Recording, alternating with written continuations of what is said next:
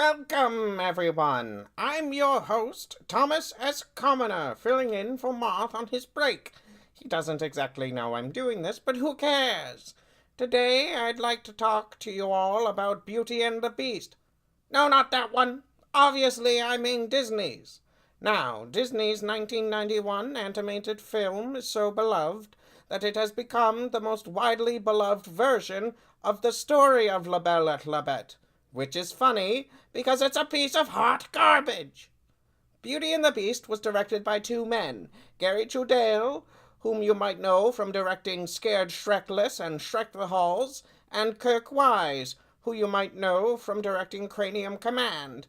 The screenplay was written by Linda Wolverton, famous for writing the screenplays for Tim Burton's Alice duology.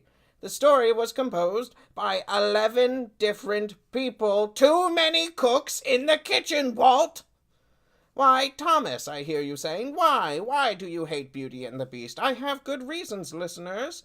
It hates the poor. The story begins with a flashback to our orphan prince turning away an old woman. She gains revenge by cursing the child and all of his slaves. Right off the bat, don't trust homeless people, kids. The rich aristocrat receives super strength and claws, and his slaves become fragile objects like dishware. But the movie starts in earnest when we meet our bourgeois protagonist, Belle, literally named Beauty in French, subtle. She's the able-bodied white daughter of Maurice, a man who seemingly contributes nothing to society but survives nonetheless. She proceeds to sing her song about how much all the common folk can suck. Or, as she calls us, little people. She remarks about the lack of spice in the baker's life, even though he's perfectly pleasant to her.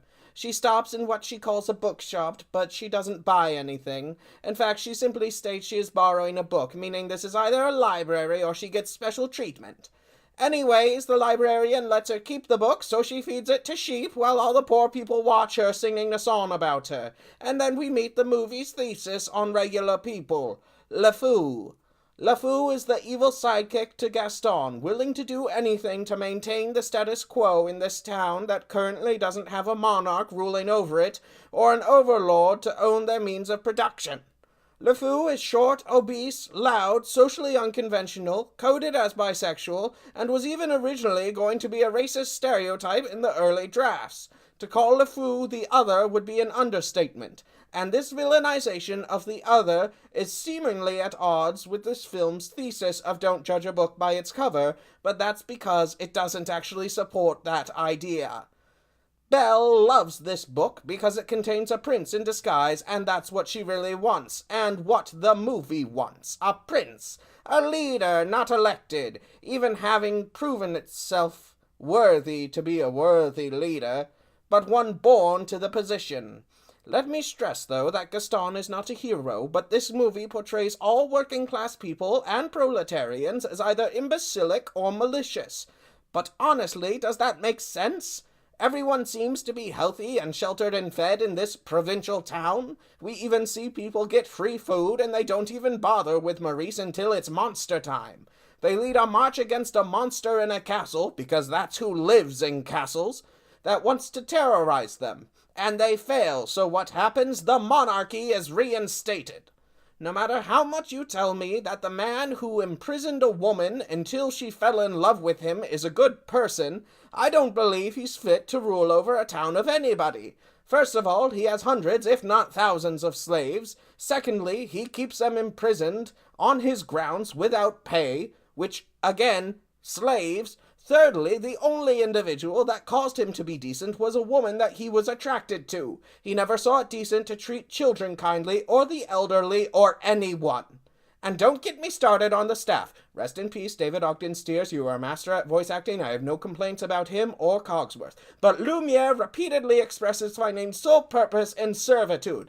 Life is so unnerving for a servant who's not serving. He's not whole without a soul to wait upon. Ah, those good old days when we were useful. Suddenly those good old days are gone.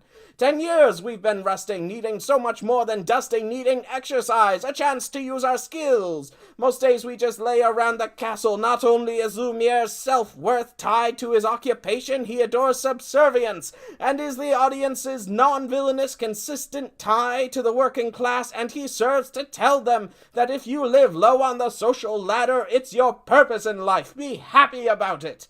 Disney has successfully brainwashed its disciples into thinking lordship equals good, community equals bad, and serfdom equals fulfillment. While billionaires and millionaires reap the rewards of the masses, corporate manipulators strive to enforce copyrights, own cultural holidays, and plagiarize foreign artists. It is only through the rejection of such fiendish ways that we can change the acceptance held for these moneymongers. Or at the very least, don't be an apologist for a piece of trash film.